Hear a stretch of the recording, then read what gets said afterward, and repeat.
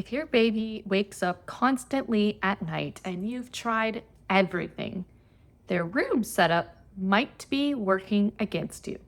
Today, I'm breaking down the most common things that parents unknowingly put in their baby's room that disrupt their sleep cycles and, in some cases, can even be dangerous. And you're going to want to stick around because number three is something almost every loving parent uses. And once you hear why, you'll never look at it the same again. But before we dive in, one quick note on safety. Every baby and home is different. The information that is in this video is for educational purposes and is based on current safe sleep recommendations and my experience as a pediatric sleep consultant. But I always like to remind parents that it's important to always follow your pediatrician's guidance and local safety recommendation when setting up your baby's sleep space. If it's soft, padded, or marked as cozy, then you should probably take a pause. Crib bumpers, pillows, loose blankets, and sleep positioners are not only unsafe, they can also disrupt sleep cycles. These items can restrict movement, overheat babies, and cause frequent microarousals, even when nothing bad happens. The safest sleep setup is always a firm mattress, fitted sheet, and baby in appropriate sleepwear. That means a swaddle as a newborn and switching to a sleep sack as soon as they start to be able to roll over. That's it. Safe sleep equals better sleep. You're not taking comfort away, you are protecting it. A firm mattress with a fitted sheet is truly all your baby needs. If you're unsure whether your baby's schedule supports longer stretches of sleep, grab my free sleep chart linked below. It takes the guesswork out of naps and bedtime. White noise is amazing when it's used correctly. The problem isn't with white noise itself, it's inconsistent or sudden silence. If your baby falls asleep with white noise on, then it shuts off mid-sleep. Their brain panics when the environment changes. That's one of the biggest causes of night wakings. White noise should be continuous, consistent, and loud enough to mask household noise. There is a point, though, that it can be too loud. Anything over about 50 decibels is a bit too loud for all-night use. You want to place it within about 6 feet from the crib and keep it on all night long and use the same sound each night. Meaning, don't use white noise one night and then rain sound the next night. Good sleep is about familiarity. The more predictable the environment, the easier it is for your baby to link their sleep cycles, which enables them to fall asleep without needing you. Want to know one of the most surprising things parents use with their babies that interrupt their sleep? I'll tell you that in a minute, but first I want to hear from you. Tell me in the comments below, do you use a noise machine? If so, what type of noise is your favorite? Let's help other mamas out there too. Okay, this next one surprises parents every time. Ambient lighting.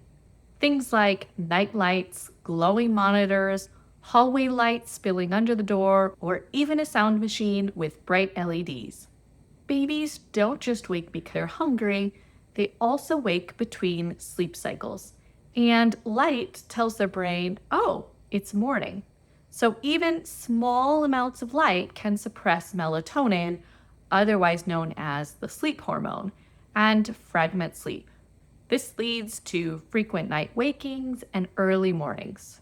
I see so many times parents do everything right, the perfect routine, wake windows dialed in, but their baby's room is brighter than they realize.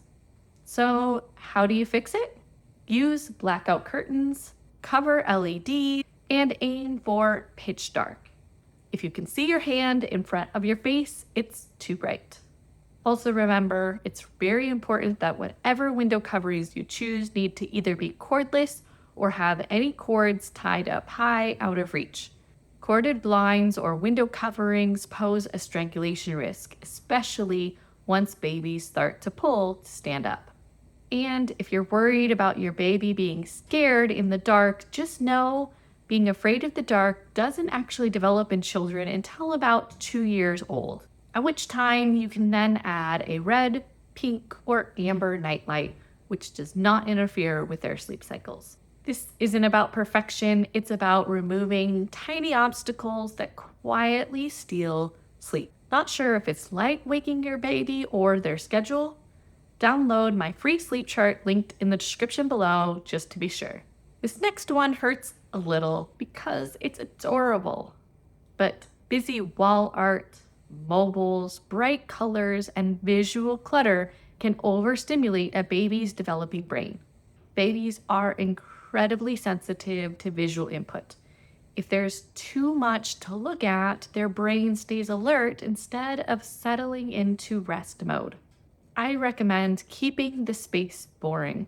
That means neutral colors, minimal decor, and a calm visual field. Save the stimulation for the playroom, not their sleep space. It's also really important that their sleep space is also set up safely. So any dressers, bookshelves, changing tables, etc., all need to be safely anchored to the wall. Tip-over injuries are a leading cause of toddler ER visits. While we would all love a Pinterest perfect nursery, a boring sleep space supports longer, deeper sleep. And every hour counts when you are running on empty. Remember the harmless item I mentioned at the beginning? It's inconsistency. If your baby falls asleep in light but wakes up in dark, with sound on but wakes up in silence, being rocked to sleep but wakes up alone, their brain registers danger, and that triggers crying. Sleep improves when falling asleep conditions matches waking conditions. Consistency is what teaches your baby how to resettle on their own. And if you need help lining up nap, wake windows, and bedtime so nights finally click, download my free sleep chart below. It's the same one I use with my private clients. Your baby's room doesn't need to be perfect. It just needs to be predictable, safe, and calm. When you remove these silent sleep disruptors, nights start feeling less like a mystery and start feeling restful again. Now that you know the 5 things you should never put in your baby's room, you might be wanting to learn about building a routine that supports full nights of sleep. But how do you do that? Well, it all starts by watching this video next. Because when you pair what you've just learned here with what's in this video, it's way more powerful.